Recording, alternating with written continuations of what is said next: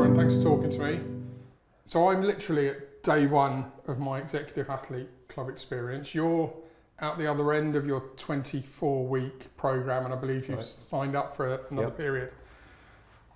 I think you're aware we're creating a docu-series, so for the viewers, we're going to be charting what 24 weeks looks like, how they can achieve allegedly life-changing, meaningful results.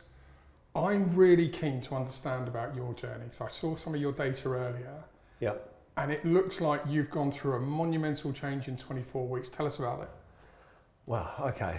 So I'll start from the beginning, but certainly kind of that kind of 24 weeks, that 6 months has been transformational for me. Really?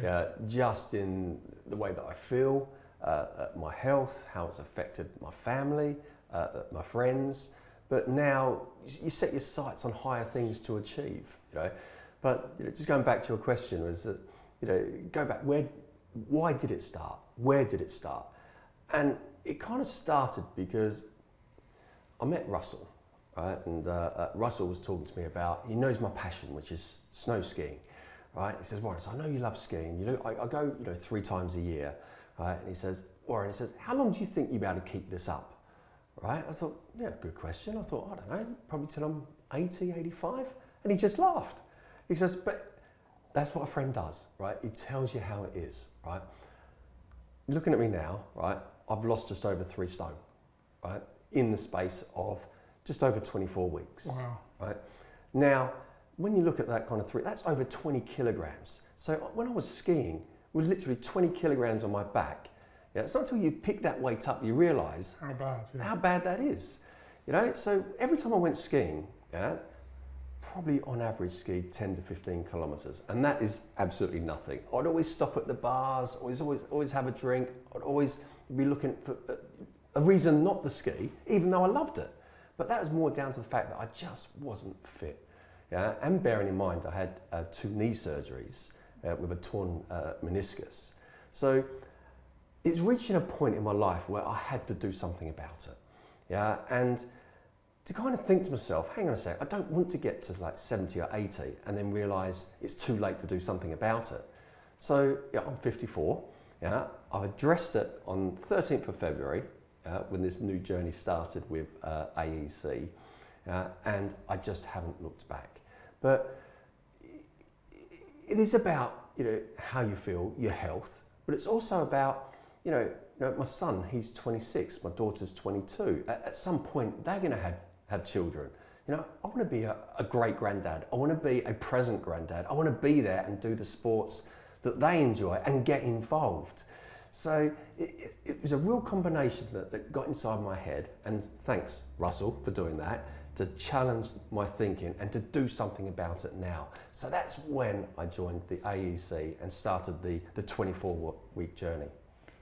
It's really interesting. There's an awful lot in your story that really chimes with mine. I had a moment a few hours ago where I came off the biometrics machine. I saw some harsh data around my body fat and all the rest of it, and I had quite a crushing moment of, blimey, this is actually a lot worse than perhaps I realised it was. Given the weight loss you've gone through, I imagine you had a similar moment. How did you process, how did you move forward and get beyond the kind of self-guilt, as it were, of the data, and how did you get into the mindset of moving forward? And I joined that club on that one. It was, I remember having a look at the results thinking, wow, this is just off the charts. I've got to do something about it. But not knowing what to do. The whole nutritional side of things was completely way off. The amount of exercise that I was doing was near enough non-existent. So I needed to kind of work with someone and trust someone to kind of take me through this kind of process, because it has been years and years of bad habits that's kind of got me into that place that I was. So having Jordan to work with me closely and to kind of say, do you know what, right? This is now a benchmark of where you are, right? Let's set goals, digestible chunks to achieve over the next 24 weeks. And when I say digestible, it still meant a lot of hard work. It was a lot of kind of down the gym, on the bike, Yeah, but there are things that I could change that would make a big impact. And alcohol, for one, is that now I drink next to no alcohol.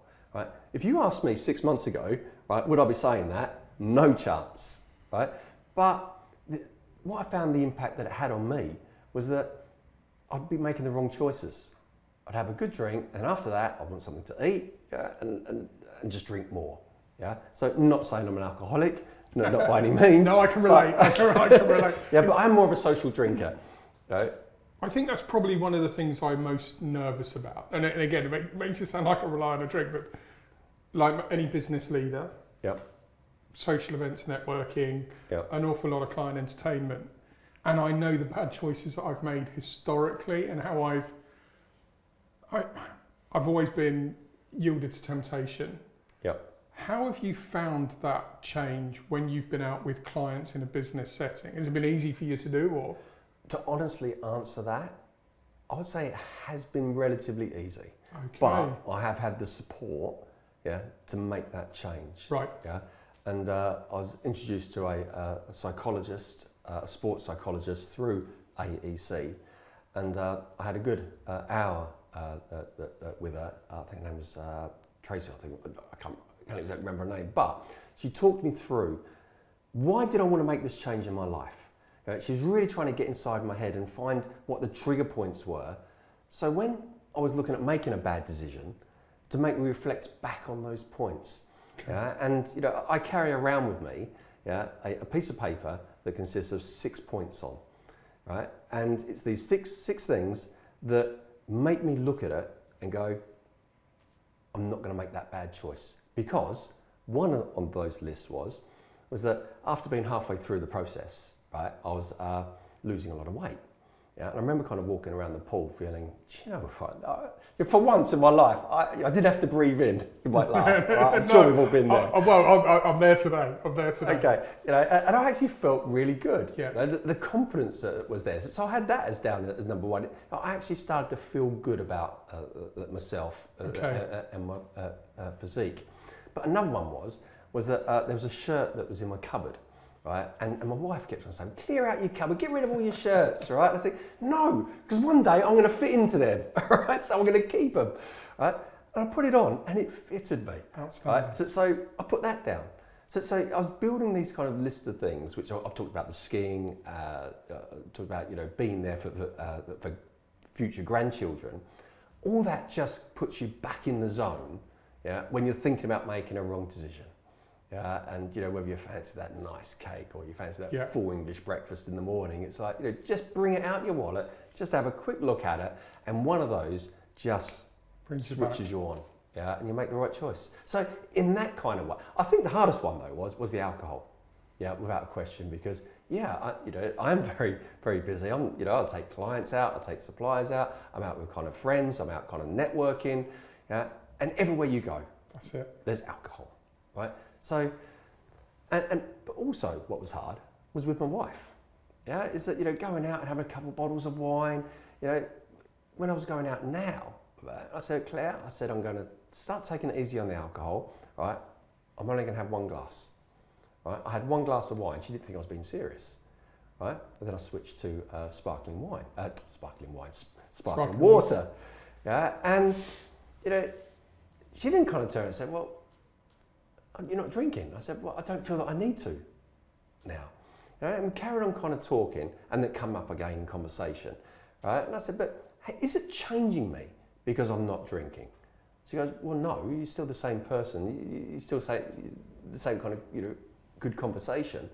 So it had to adapt, in the fact that, your other half, your partner, has got to come along this journey with you as well, or kind of understand it and support you.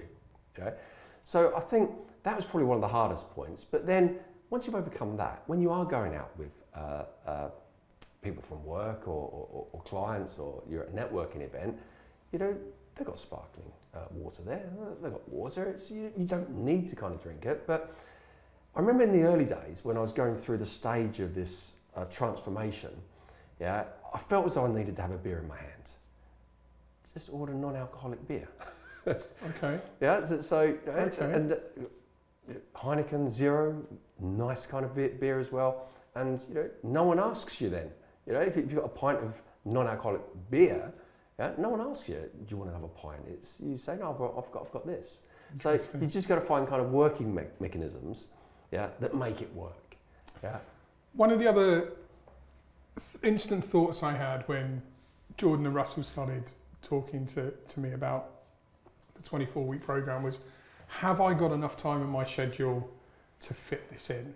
Yeah. And I think a lot of business leaders watching this will be thinking, I'm already going at 150 mile an hour during the week. Yeah. I haven't got time for it. As somebody that's made the change, how easy was it for you to commit time to yourself? Jordan said to me earlier, allocate a meeting to yourself and do your training in it. How important and beneficial to your success has that been? We can find time in our busy, hectic kind of life, and we've got to find time. And at the end of the day, all it is an hour a day, if you just look at it as that. And to kind of find that time, it's either doing it before breakfast, or doing it during lunchtime, or when you get home. If you've got a Peloton or a bike, you just jump on that for an hour. But then you can fit in a proper workout, that where you have allocated that kind of meeting kind of style for. So